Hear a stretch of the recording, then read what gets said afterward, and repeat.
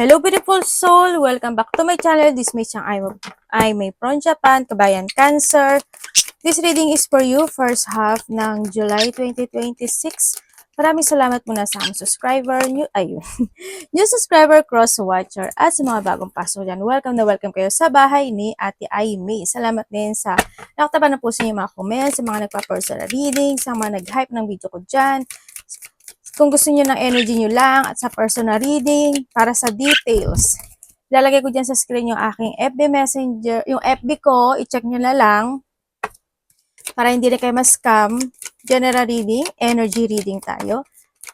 Kunin mo lang ang sayo at itapon ang hindi naman talaga sayo. Maaring vice versa.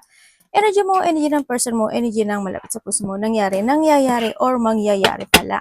Use your own intuition, lawakan nyo inyong isipan, ano man ang gender mo, ano man ang edad mo, wala sa baraha. Ang kapalaran ng tao, kayo pa rin ang makapagpapabago nito. Gawin yung guide, yung mga warning, hindi yung negative, warning yun.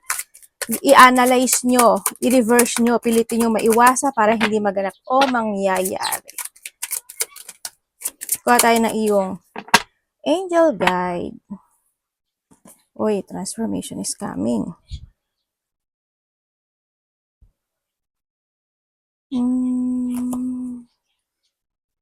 Great tea.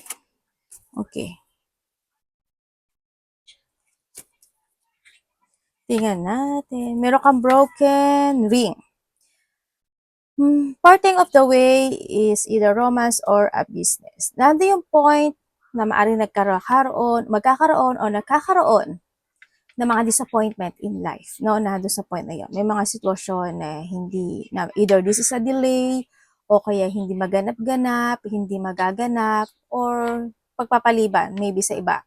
Sa iba naman sa inyo, kung saan aspeto ng buhay mo yan, sa relasyon mo man yan, sa trabaho mo man yan, sa mga sarili mo man yan, o sa mga bagay na gusto mong gawin. Also, di sa pangako, iba sa inyo, maaari may mga pangako na hindi pa ngayon matutupad or hindi matutupad para sa iba. Sa iba naman is mga commitment of situation. Pwedeng ikaw alam niyo naman siguro ibig sabihin ng mga commitment, di ba?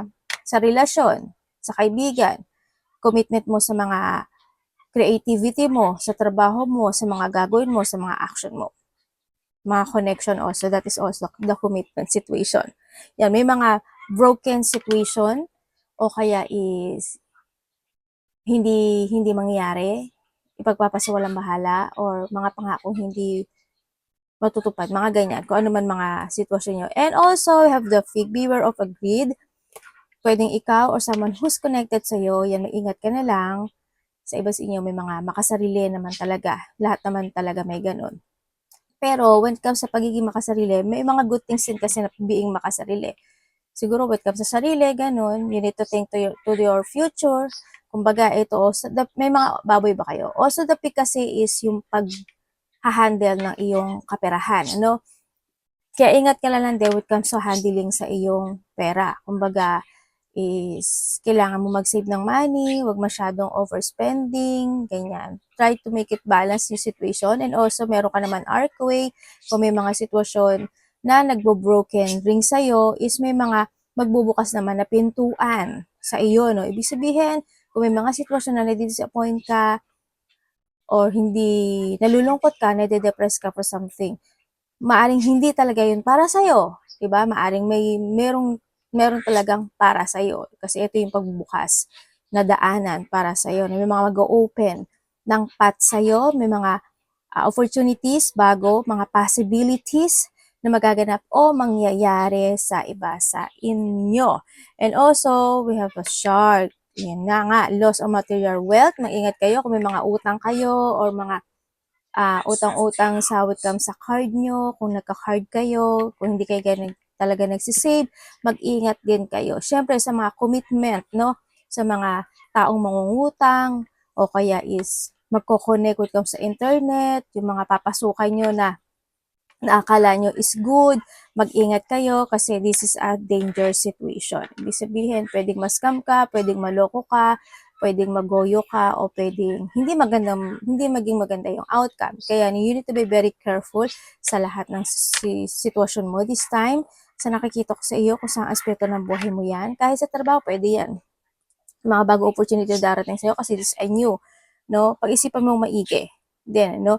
Sa iba sa inyo. Pwede rin sa iba sa inyo is may mga sitwasyon kayo na i-ignore, i-reject, i-abandon, no? Sa iba sa inyo.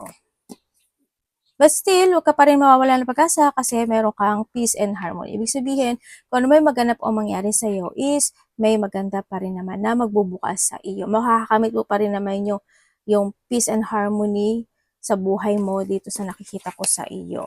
Mag-ingat lang kayo pagdating sa trabaho at kaperahan. And syempre, meron kang goldfish o increase in material wealth or spiritual growth. But may mga isda ba kayo? So when it comes sa spiritual growth, also this an enlightenment. No, siguro iba sa inyo, magkakaroon kayo ng mga awakening, enlightenment, because spiritual growth, mas kailangan nyo magtiwala sa inyong intuition, instinct, ganyan, or nandun yung point na mas magiging active siya ngayon. Yan ang nakikita ko sa iba, sa spiritual growth. Sa iba naman dito, increase in material wealth. Ibig sabihin, kung may mga trabaho na kayo, maaring nahandun ka na sa patungo sa papunta ka na sa good situation when it comes sa trabaho mo or sa pagdating sa iyong kaperahan. Pwede magkakaroon ng mga bagong project, opportunity, creation, mahaba ang oras, night shift ka, mga ganyan. No, magkakaroon ng pag-increase, kumbaga, na magaganap ang mangyayari. You have the valley, also valley, ito sun yan, tas ito mga puno siya, tas ito is the obstacle, yung ano yan, mountain, di ba? And dito nga, nasabi dito is deep personal strength and peace that assure success. As long as you are more on focus, handun yung controlling mo, handun yung patient mo, handun yung lakas, tapang, tibay at katatagan mo, you will be success. They assure you na magsasucess ka.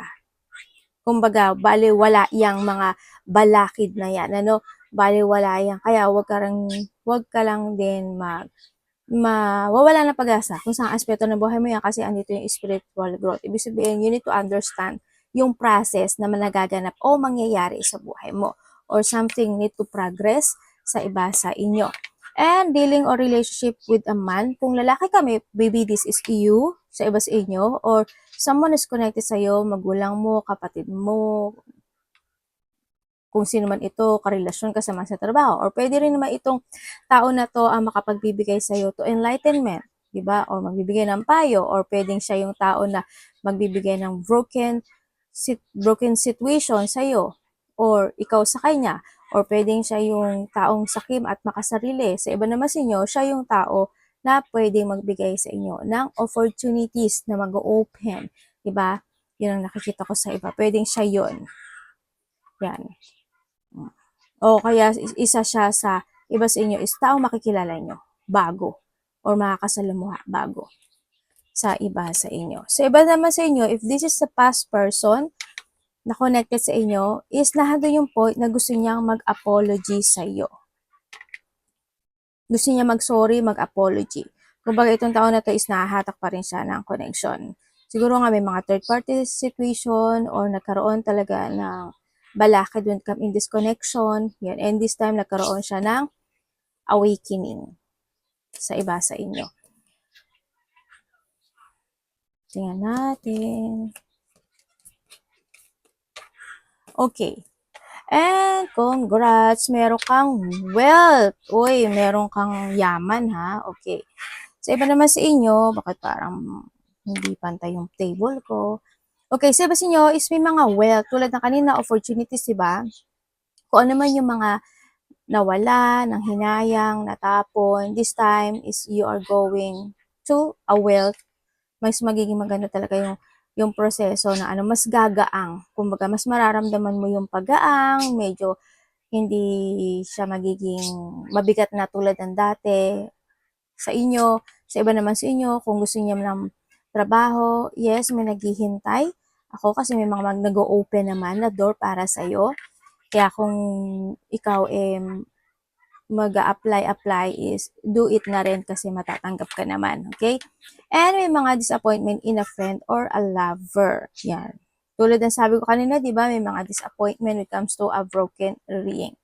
Handun yung lungkot, handun yung pag-aalala, handun yung point na hindi kayo magsi-same page, hindi magkakaisa, siyempre, sa lovers mo man yan, sa mga connection mo, siyempre friends, hindi lang yan hindi lang siya friend, alam mo, kapatid, anak, magulang, mga person na connected talaga sa iyo, no?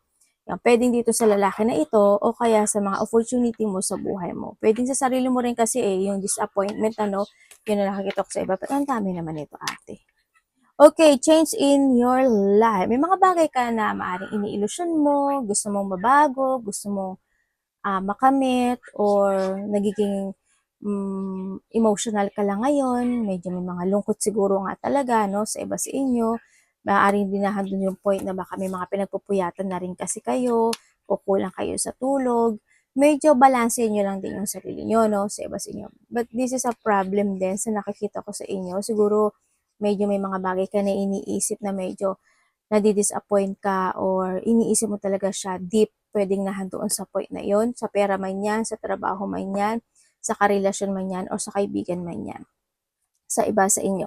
And we have the heart, love, deep affection, and caring. May tao na they still care sa iyo or hando talaga yung caring niya pagdating sa iyo, no?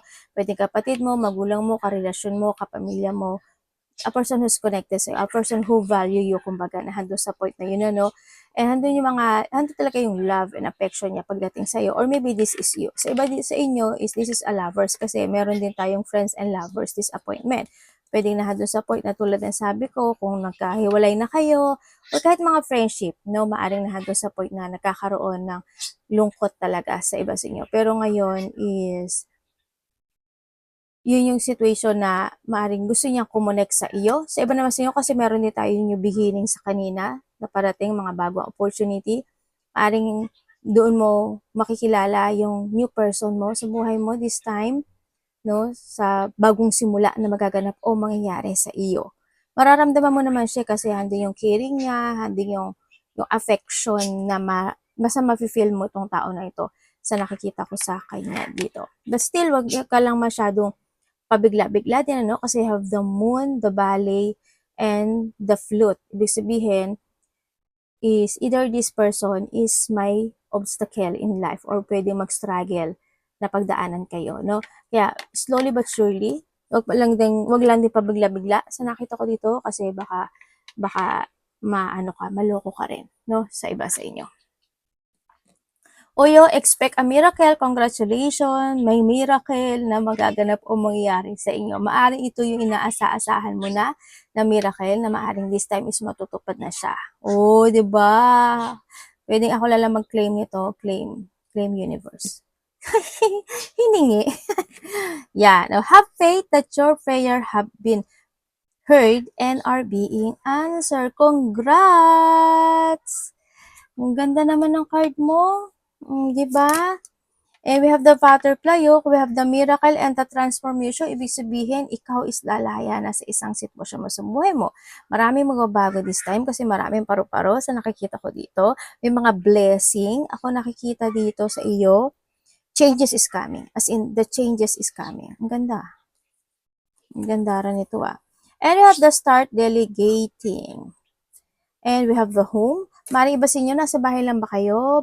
Nasa bahay. Wala ka bang trabaho? You are resting time ba? Holiday, vacation? O kaya naman sa bahay yung trabaho mo, maybe, ano, sa iba sa inyo. But still, congrats pa rin kasi dito yung magkakaroon ng mga improving, no? Yan. If there's a transformation or miracle happen, may mga improving din naman. Hindi lang naman improving, hindi lang sa sarili mo. Also, when it comes to your house, to your family, sa mga connection mo, yan, magkakaroon ng mga improving situation and recovery situation.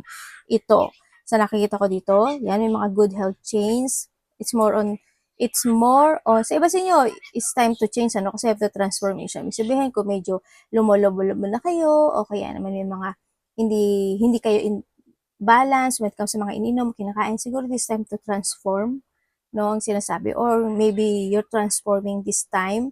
Pwedeng magdoing ka na ng passion mo, activity mo, taking exercise, yoga, or kung ano mga activity na nanaisin mo, pwedeng nahandog, or needed, ano, pwedeng nahandog sa iba sa inyo. And we have to start delegating as other including me daw, to help you instead of trying to do everything by yourself. Okay, nandito yung sitwasyon na hindi mo kailangan sarilinin yung lahat ng sitwasyon sa buhay mo. Pwede rin na doon sa point na magkakaroon ka ng open up with someone. Kapatid, anak, magulang, karelasyon, a person who's connected sa'yo, pwede mag-open up ka ng iyong saloobin, or may mga sasabihin ka sa kanya, or maybe someone who's connected sa'yo is mag-open up na doon sa point. Pero sa iba sa inyo, syempre, you need to open up din yourself. Kumbaga, kung kailangan mo ng helping hand na sitwasyon, pwede ka magsalita sa mga taong hindi ka i-judge o sa mga tao na hindi ka nila ibebenta kung saan-saan, okay? Nandun sa point na yun. Also, this sa green, ibig sabihin is talagang fragile, delicacy, delicate, delicate, or may sensitive situation, ano, ako nakikita sa iba sa inyo. Na dapat talaga siguro pag-isipan maigi sa iba sa inyo kung saan aspeto ng buhay mo yan. Tingnan natin ang energy ni Cancer. Uy.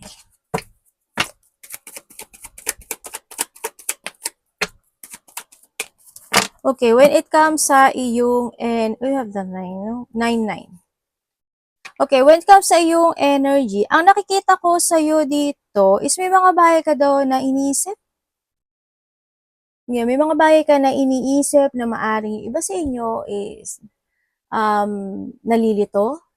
Pwedeng sa iba sa inyo is na-focus kayo sa painful ng sitwasyon, or pwedeng nagtiting kayo about negativity, or pwedeng sa iba is may konting frustration, ganyan. May mga pagkalito na napuprostrate ka siguro, or pwedeng may nakakausap ka na nakapagbibigay sa'yo ng painful or frustration, or maybe you're thinking about negativity, no? Pwedeng nandun sa point na yun. Nagkakaroon ng self-imprisonment sa iba, sa inyo.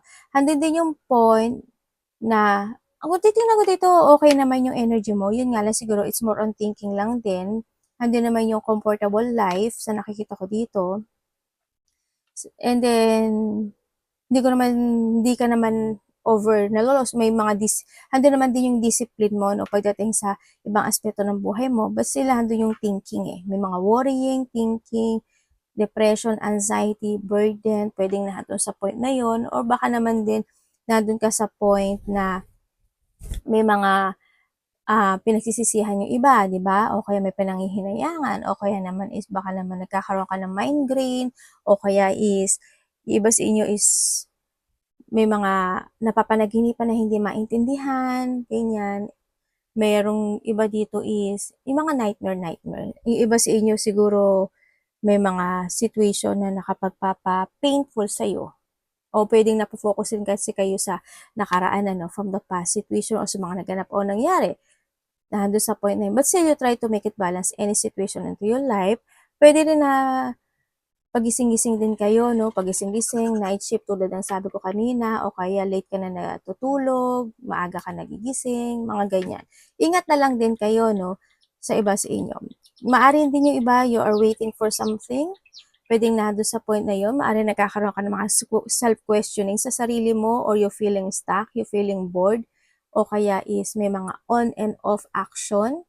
Pwedeng sa iba dissatisfaction to. Mga ganun sitwasyon. Baka may paghihintay din ng sign sa iba, no? Yan ang nakikita ko sa iba sa inyo. Tingnan natin ang parating.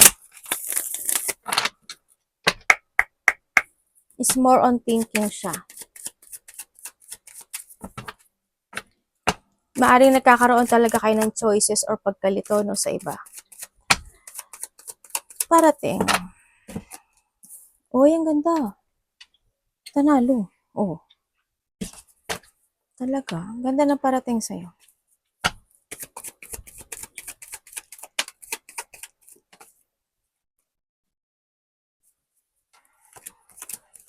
Okay.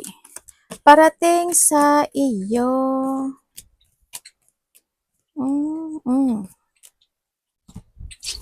Okay, parating sa iyo within 3 days, 3 weeks, or 1 month to, ano, or 3 weeks, 3 weeks, 3 days, 3 minutes, 3 hours, 3 days, 3 weeks, or 3 months. July, August, September, October, or September. Maybe sa iba, mga ganon. Kung week siya, isumahin mo siguro 1 month after or in this month, maybe sa iba, may blessing na darating sa'yo. Also, nandito rin yung point na iba sa inyo, this is an opportunity. May mga new opportunity or idea sa iba. Sa iba naman sa inyo, is magkakaroon, may parating na abundance. Ganon din na yun, ganon din siya, no? Abundance, opportunity, ganyan. Abundance, kasiyahan, makakaramdam ka ng kasiyahan or may mga kasiyahan happen. Sa iba dito is may mga renewal situation, may mga i-renew or magkakaroon ng mga renewal. Sa iba, development to. Yun ang nakikita ko sa iba. And then also is may tao na malapit sa iyo na babae. Sa iba dito, babae to kasi babae nakita ko. Meron daw siya ibibigay sa iyo. Hindi ko alam kung regalo ba siya, pera ba siya, tulong ba siya, or pagmamahal. Or maybe, ikaw ito sa kanya. Basta babae siya. And then also, parating din sa iyo, is mag-ingat ka na lang kasi siguro mas magiging more on sensitive ka talaga this time kasi hindi si delicating. Pwede may mga masakit ang pakiramdam, masama yung pakiramdam, masakit yung tiyan, sinisikmura, kung may menstruation ka, pwedeng ganun, nagkaka-LBM, naghihilab yung tiyan, kung ano man nangyari dyan sa tiyan mo, no? Yan, pwede may mga pain, ako na nakikita, hindi ko alam in what way, bakit ng ganun, yun, ingat na lang din kayo. Also, parating sa iyo is there's an offering situation. Sabihin, may dadating na offer sa iyo. Yun ang nakikita ko dito. Sa iba sa inyo, this is an offer of opportunity. Sa iba sa inyo, offer ito ng hinihiling nyo. This is an achievement and fulfillment kasi. Yun ang nakikita ko dito. Yun. Pwedeng trabaho sa iba, tulad ng sabi ko kanina, opportunity or idea or trabaho. Yun. And then also, sa iba, may good news. May good news, happiness, fulfillment, and achievement. Yun. May mga ganun sitwasyon. May hinihintay ka nga, may hinihintay ka raw na gusto mong ma-achieve. Sa iba, sa inyo. Magtulog-tulog din kayo pag may time, sa iba. And then, nandun din yung point na, alam mo, ang ganda kasi, ang ganda ng card mo. Kasi, biruin mo we have the Wheel of Fortune and the World. Ibig sabihin,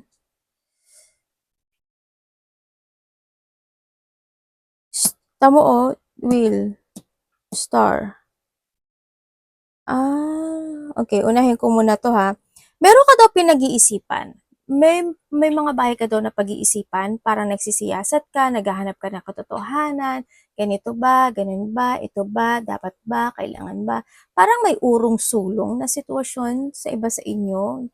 I don't know why, pero maybe someone want to retire for something, relationship man yan, trabaho man yan, or any situation. Kasi handun yung retiro situation, handun yung point na yes, there's a deep one, there's a battle happen, o in the past, o nangyayari this time sa iyo, sa nakita ko, pero pilit ka nagpapakatatag dito sa sitwasyon na yun. You're sacrificing, sa mga bagay-bagay o sitwasyon mo. Sa iba naman sa inyo is nahandun yung point na hoping hindi naman ganun ka-surrender, but still nahandun yung surrender situation or maybe you're waiting for something, you're waiting for enlightenment, pwedeng nahandun sa point na yun or nahandun yung point na maaring nagkakaroon or magkakaroon kayo ng mga bagong plano or mga bagong pananaw sa kinabukasan this time. Parang magkakaroon ka ng shifting this time, sa iba sa inyo. Yun. And then also, is parating sa iyo is there's an ending situation happen into your life. Sa iba naman sa inyo is kailangan mo daw panindigan. May mga bagay ka na kailangan mong panindigan to end yung sitwasyon. Yun ang sabi dito ha. Yun. Baguhin yung sitwasyon. Kasi something need to change din ang ba sa inyo. Yun ang sabi. You need to aware din. May sinasabing awareness si card. Hindi ko alam kung bakit, but still, you need mo daw na maging aware, magkaroon ng kamalayan o kamulatan, o kaya is, you need to use your common sense. No? Siguro alam nyo naman kung saan nyo yung maano. Kasi you have a knowledge in something na kailangan mo i-end. Ganon. Siyempre, action din, no? Kailangan din ng action na doon sa point na yun. Ingat na lang din kayo. And then, may mga bagay kayo na gusto nyo desisyonan na maaring nalilito talaga kayo or nagkakaroon kayo talaga ng choices sa buhay nyo. Yan. Nandun yung mga difficulties or difficult decision. Maybe handun talaga yung obstacle na hindi nyo magawa-gawa with the broken ring. No? Kumbaga is may mga bagay kayo na tinitimbang. May mga bagay kayo na pwedeng iba sa inyo is na ano ba to? Nakakot ka in a middle situation, pwedeng na parang napapagitnaan ka ng sitwasyon or sa iba sa inyo nahando yung point of fear na harapin yung mga bagay o sitwasyon sa buhay mo. Yun ang sabi. Kailangan yung harapin yung takot nyo, no, sa iba sa inyo. So, nakita ko dito. Tingnan natin yung dapat iwasan.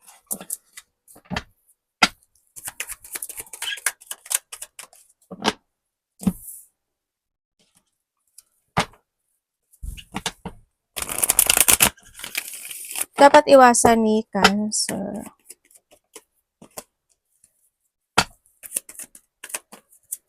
Okay.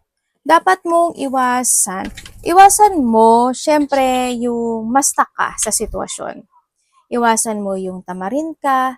Iwasan mong mawala ka when it comes to your mga desisyon sa buhay. Iwasan mo yung hindi pakikinig or hindi makinig ng mga opinion or advice or kaya being matagas ang ulo or yung mga taong matigas ang ulo, iwasan mo.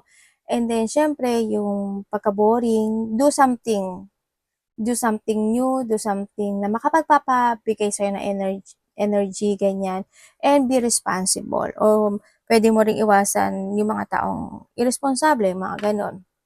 Iwasan mo syempre, hindi ka makapagplano. And you need mo daw na maging very careful when it comes to your plan. Iwasan mo na magkaroon ng delay situation, magkaroon ka ng self-doubt, matakot ka sa mga pwedeng magbago sa buhay mo. Wag kang matakot, no? Kaya hindi mo rin siguro magawa yung mga bagay na gusto mong gawin, desisyon na gusto mong gawin, no? Hando yung point din na maaring nai-stuck ka talaga sa meron ka sa ngayon, nahata kang nakaraan. Diba? Natatakot ka, what if, ganyan. There's a fear of the unknown situation kasi yung iba, indecisiveness to. Diba? Mga undecision situation talaga.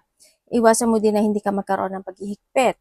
Iwasan mo na magkaroon ng mga burden, magkaroon ng pagpapabaya, kung saan aspeto ng buhay mo yan, hindi makapaghanda, and hindi mo i-discover yung mga bagay na dapat i-discover when it comes sa sarili mo na doon sa point na yun.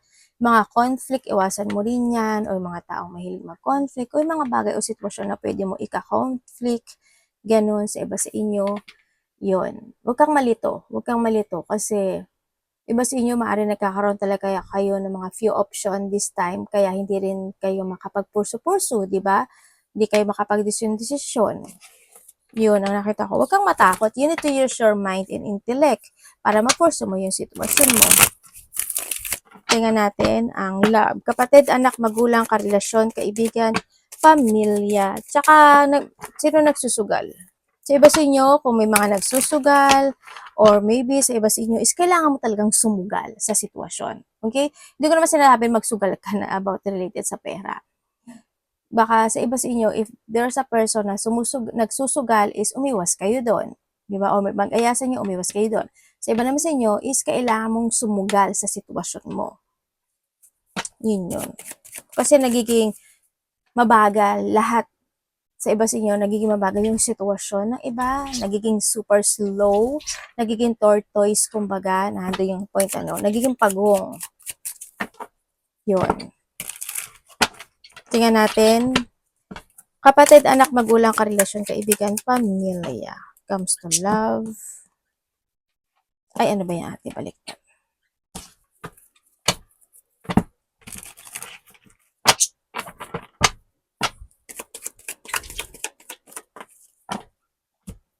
Okay, when it comes sa love.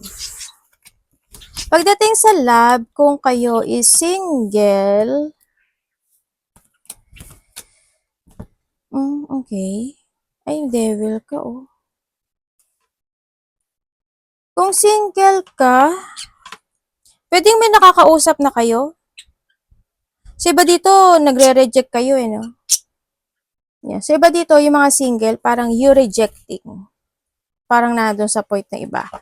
Or pwede rin naman kasi, may nag-offer din kasi ako nakikita, pero either sa iba dito is nire-reject nyo siya, sa iba naman dito is maaring LDR ito or may distance ako nakikita sa inyong dalawa.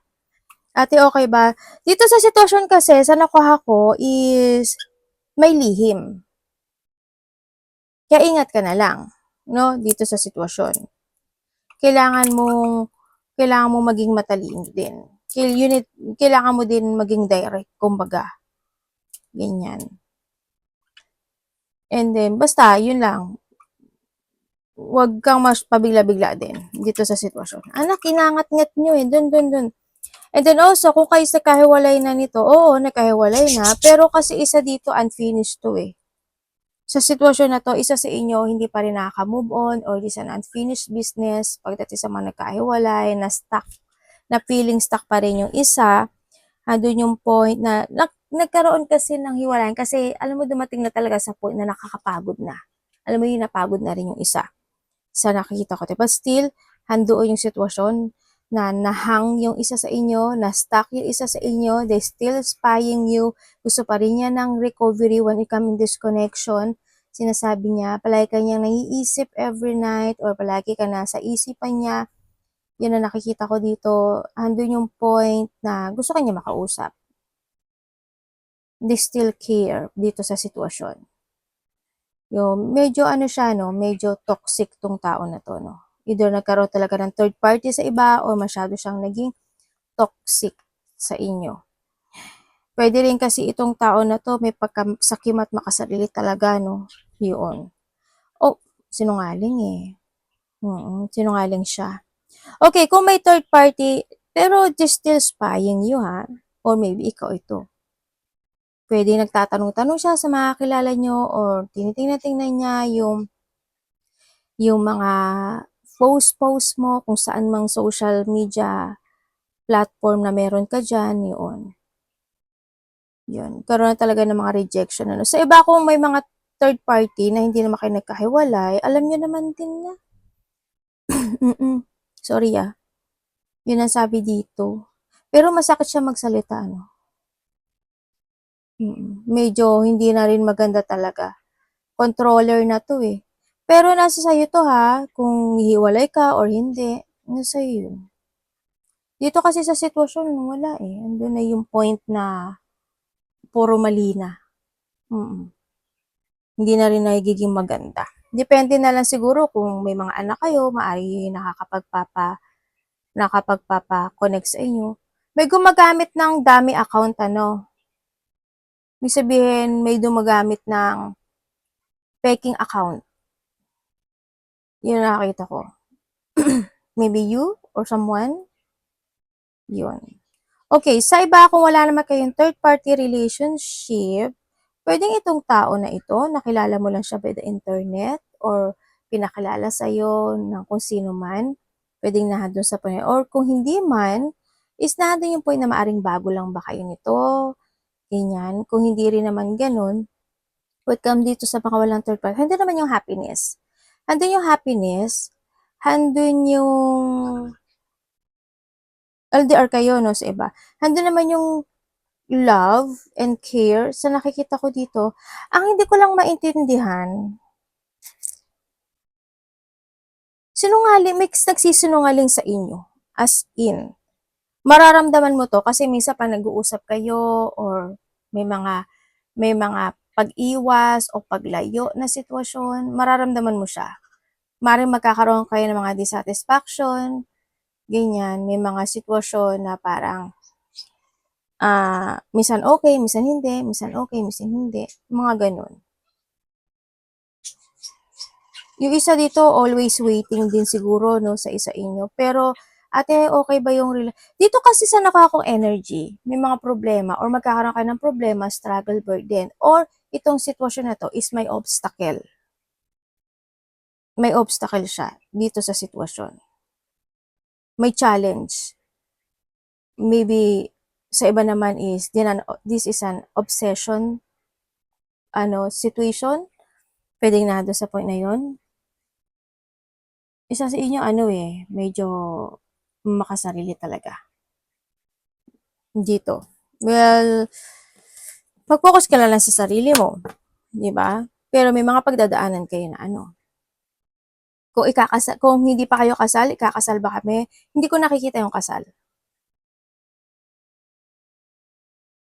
Hindi ko, as in hindi. Hindi talaga.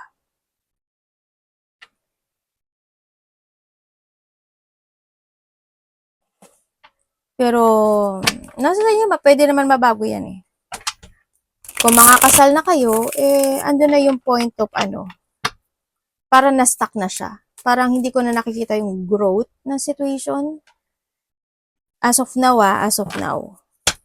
Money and trabaho.